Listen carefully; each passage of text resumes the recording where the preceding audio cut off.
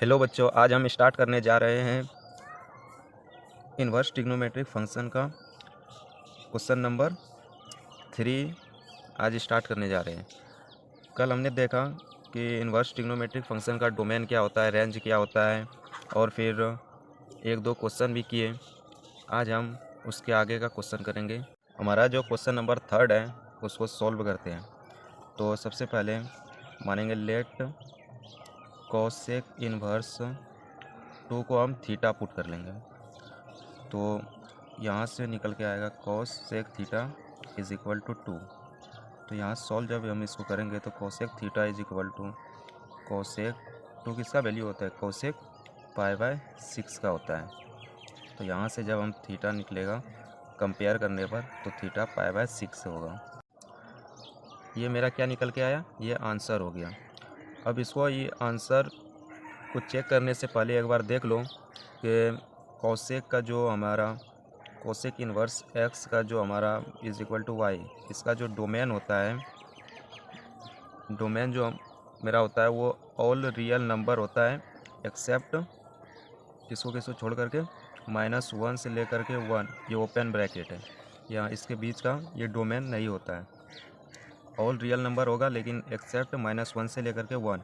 और इसका जो रेंज आता है, इसका जो रेंज आता है वो होता है मेरा क्लोज ब्रैकेट -π/2 से लेकर के π/2 एक्सेप्ट 0 को, सिर्फ 0 को छोड़ करके, ये होता है। जो हमारा जो आंसर आया है π/6, वो देखो डोमेन में है, वो मेरा डोमेन में तो है, ये रेंज में है। तो हम देखेंगे -π/2 से π/6 बड़ा वैल्यू है और π/2 से π/6 छोटा वैल्यू है। इसका मतलब है कि ये मेरा सही आंसर हो जाएगा। और उसी तरीके से नंबर 4 को भी सॉल्व करते हैं। नंबर 4 में है कि tan इनवर्स -√3, ये जो है इसको अब सॉल्व करते हैं। तो ये क्या होता है, क्वेश्चन है कि tan इनवर्स -√3 ये दिया हुआ है क्वेश्चन। तो अब इसको हम इसका वैल्यू फाइंड करते हैं। तो क्या है इसका प्रिंसिपल वैल्यू, तो सॉल्व करते हैं कि लेट इसको भी मान लेंगे कि tan inverse -√3 is equal to theta. तो यहाँ से होगा tan theta is equal to -√3। तो जब tan theta is equal to minus, तो √3 किसका वैल्यू होता है, tan π/3 का। और जब हम यहाँ से ये माइनस को अंदर लेके जाएंगे तो क्या हो जाएगा, tan theta is equal to tan -π/3। ये कैसे हुआ, ये हुआ कि जब tan minus theta is equal to -tan theta होता है। तो यहाँ से जब हम ये माइनस जो बाहर में है इसको हम अंदर लेके जा सकते हैं। तो यहाँ से जो मेरा थीटा निकल के आया वो -π/3 होगा।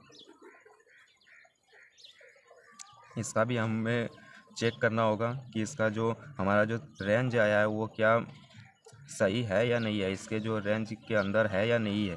तो हम इसका जो tan inverse x is equal to Y, तो हमारा जो डोमेन है, डोमेन मतलब x का वैल्यू जो है, ये जो डोमेन है, ये इसका जो डोमेन होता है tan इनवर्स x का, वो होता है ऑल रियल नंबर, जितना भी है ऑल रियल नंबर होता है -∞ से लेकर के इन्फिनिटी तक। इसका जो रेंज होता है वो रेंज होता है क्लोज ब्रैकेट -π/2 से लेकर के π/2 तक होता है इसका रेंज। तो इसको जब हम थीटा देखते हैं, रेंज आया मेरा -π/3। तो यहाँ देखो -π/2 से -π/3 बड़ा वैल्यू है। इसका मतलब है कि ये जो आंसर आया है ये बिल्कुल सही है। तो इसको आंसर कर देंगे। उसी तरीके से 5 को भी सॉल्व करेंगे, 6 को भी सॉल्व करेंगे। तो 5 को चलिए सॉल्व करते हैं कि इसका क्या आंसर होता है। तो नंबर 5 है मेरा कि 5 है कोसेक इनवर्स -1/2।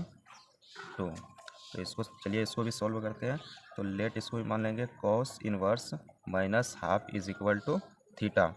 तो यहाँ से निकल के आता है cos theta is equal to -1/2। तो यहाँ से cos theta is equal to -12 किसका होता है, वो होता है cos π/2 3 का होता है 60 डिग्री। अब इसको जब हम सॉल्व करते हैं तो यहाँ से इसका जो मेरा डोमेन और रेंज जो है कॉस का, वो होता है डोमेन होता है, कॉस का जो डोमेन होता है वो होता है क्लोज ब्रैकेट -1 से लेकर के 1 तक, और फिर इसका रेंज जो होता है वो रेंज होता है क्लोज ब्रैकेट 0 से पाई तक। तो यहाँ से जो हमारा जो ये डोमेन और रेंज आया, तो इसमें देखो -0 से बड़ा वैल्यू है, तो 0 से बड़ा वैल्यू और पाई तक है और 0 भी इंक्लूड है। तो यहाँ से जो मेरा कॉस का जो हमारा वैल्यू आएगा वो फर्स्ट क्वाड्रेंट में आएगा, फर्स्ट क्वाड्रेंट में या सेकंड क्वाड्रेंट में। जब यहाँ पर माइनस है तो इसका मतलब है कि कॉस का जो हमारा फर्स्ट क्वाड्रेंट में होता है वो तो पॉजिटिव होता है, लेकिन सेकंड में क्या होता है, नेगेटिव वैल्यू होता है, नेगेटिव वैल्यू। तो इसका मतलब है हमको सेकंड क्वाड्रेंट में कहीं जा कर के वैल्यू लेना होगा। तो वो होगा, देखो इसको आगे सॉल्व करते हैं। Cos theta is equal to, जब हम इसको अंदर लेके जाएंगे तो जब हम इसको सॉल्व करेंगे तो वो होगा cos pi minus pi by 3। तो यहाँ से जब सॉल्व करते हैं तो कॉस हो जाएगा, जब इसको हम एलसीएम लेंगे तो 3 पाई माइनस पाई। तो जब आगे इसको सॉल्व करते हैं तो कॉस पाई, तो यहाँ 3 pi minus pi is equal 2 pi by 3। तो यहाँ से थीटा निकल के आया 2 पाई बाय 3। ये मेरा आंसर हो जाएगा, क्योंकि 0 से ये बड़ा वैल्यू और पाई से ये छोटा वैल्यू है। तो यहाँ से क्या निकल के आया, ये मेरा आंसर हो गया। उसी तरीके से नंबर 6 को भी सॉल्व करते हैं। तो नंबर 6 में क्या दिया हुआ है, तो ये tan इनवर्स -1, ये है, इसको सॉल्व करते हैं। तो tan inverse -1 is equal to theta हो जाएगा। तो यहाँ से tan थीटा, इसको मान लेंगे, tan theta is equal to -1 हो जाएगा। tan theta is equal to -tan pi by 4 हो जाएगा। 45 डिग्री का वैल्यू, tan 45 डिग्री का वैल्यू 1 होता है। तो जब हम देखते हैं कि जब हम इसको माइनस को अंदर लेके जाएंगे तो यहाँ पर क्या होता है कि tan minus theta is equal to -tan theta होता है। तो यहाँ से जब हम इसको अंदर लेके जाएंगे तो उसी तरीके से यहाँ से जो बाहर था इसको हम अंदर लेके गए तो -tan थीटा हुआ। तो उसी तरीके से यहाँ भी करेंगे कि tan theta is equal to, इसको अंदर लेके जाओ तो tan माइनस पाई बाय 4, और फिर यहाँ से थीटा निकल के आया -पाई बाय 4।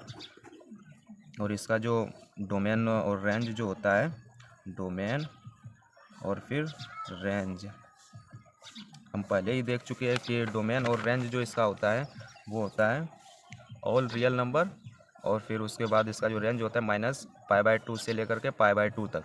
तो यहाँ पर जो मेरा आंसर आया -π/4, तो जो इसका डोमेन जो था वो ऑल रियल नंबर था और रेंज जो था वो -π/2 से लेकर के π/2 था। तो ये जो मेरा -π/4 है, तो ये -π/2 से बड़ा वैल्यू है, और -π/2 से बड़ा वैल्यू है और π/2 से छोटा वैल्यू है। तो इसका मतलब है ये मेरा आंसर हो जाएगा।